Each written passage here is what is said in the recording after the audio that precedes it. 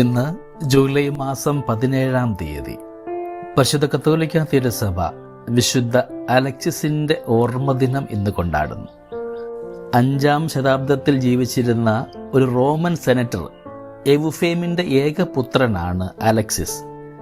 ദാനധർമ്മങ്ങൾ സ്വർഗത്തിൽ നിക്ഷേപിക്കുന്ന തുകകളാണെന്നായിരുന്നു ബാലനായ അലക്സിസിന്റെ ബോധം. തൻ്റെ പക്കൽ നിന്ന് ധർമ്മം സ്വീകരിക്കുന്നവരെ തൻ്റെ ഉപകാരികളെ പോലെ അത്രേ അലക്സിസ് ബഹുമാനിച്ചിരുന്നത്.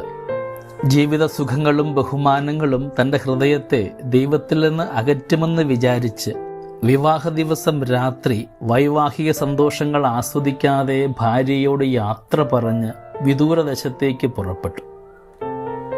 ദരിദ്രവേഷമണിഞ്ഞ് എഥേസായിൽ ദൈവമാതാവിൻ്റെ ഒരാലയത്തിന് സമീപം ഒരു കുടിലിൽ പരമമായ ഏകാന്തതയിൽ താമസിച്ചു. കുറെ കഴിഞ്ഞപ്പോൾ ഇദ്ദേഹം ഒരു കുലീന കുടുംബജാതനാണെന്ന് ജനങ്ങൾക്ക് മനസ്സിലായി.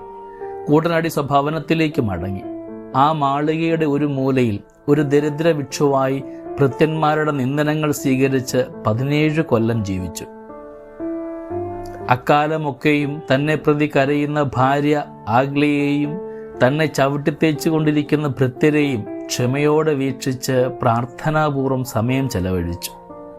ഈ ക്രൂര രക്തസാക്ഷിത്വത്തിന് മരണം അറുതി വരുത്തിയപ്പോൾ അലക്സിസിൽ നിന്ന് ലഭിച്ച ഒരെഴുത്തിൽ നിന്ന് മാതാപിതാക്കൾക്ക് മനസ്സിലായി തങ്ങൾ അശ്രദ്ധമായി സംരക്ഷിച്ച ഭിക്ഷു സ്വന്തം മകനാണെന്ന്.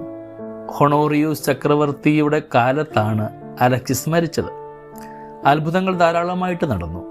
മാർ അല്ലേശു പാന വഴി കേരളീയർക്ക് ഈ വിശുദ്ധൻ സുപരിചിതനുമാണ്. വിശുദ്ധി വസിക്കുന്ന സാഹചര്യങ്ങൾ എത്ര വിചിത്രം! ദാരിദ്ര്യ അരൂപിയും എളിമയും പ്രായശ്ചിത്തവുമാണ് അലക്സിസിന്റെ വിശുദ്ധീകരണ രഹസ്യം. അലക്സിസിന്റെ ചരിത്രം അവിശ്വസനീയമാണ്. എന്നാൽ ആ ജീവിതത്തിൽ മുറ്റിനിൽക്കുന്ന പരിത്യാഗശീലം ചെറിയ തോതിൽ ആർക്കും അനുകരിക്കാവുന്നതുമാണ്. നമ്മുടെ ജീവിതയിടങ്ങളിലും ദൈവത്തിന് വേണ്ടി സമയം കണ്ടെത്തുന്നവരാകുവാൻ നമ്മളെ ഓരോരുത്തരെയും അനുഗ്രഹിക്കണമേ എന്ന് നമുക്കിന്ന് പ്രാർത്ഥിക്കാം. ദൈവം നമ്മളെല്ലാവരെയും സമൃദ്ധമായിട്ട് അനുഗ്രഹിക്കട്ടെ. നമ്മുടെ കർത്താവ് ഈശോ മിശിഹായുടെ കൃപയും പിതാവായ ദൈവത്തിൻ്റെ സ്നേഹവും പരിശുദ്ധാത്മാവിൻ്റെ സഹവാസവും നമ്മളെല്ലാവരോടും കൂടെ ഉണ്ടായിരിക്കട്ടെ, ഇപ്പോഴും എപ്പോഴും എന്നേക്കും. ആമേൻ.